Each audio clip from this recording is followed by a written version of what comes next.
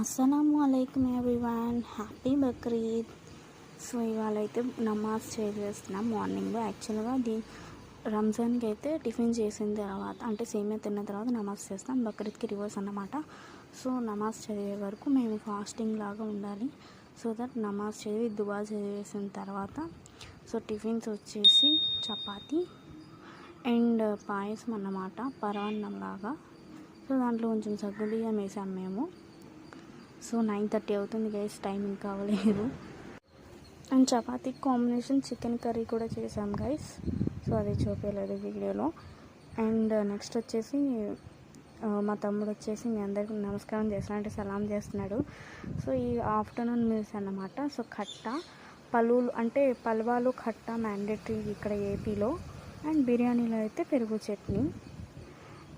And next వచ్చేసి ఇక్కడ శనగపప్పు అండ్ మటన్ కర్రీ చేసాము. అంటే మా నాన్నమ్మ తాతయ్య మీద పేర్ల మీద ఇస్తామన్నమాట పండగకి.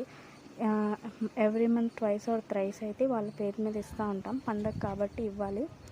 సో దట్ అందుకని దాంట్లో శనగపప్పు వేసి వండారన్నమాట మా మమ్మీ.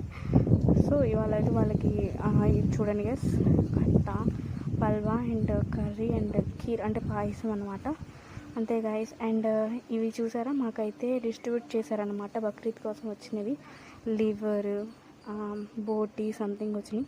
నాకైతే అస్సలు నచ్చవు గైస్ అవన్నీ, జస్ట్ నేను చికెన్ ఒకటే తింటాను. So thanks for watching guys, please subscribe చేసుకోండి గైస్. Thanks for watching.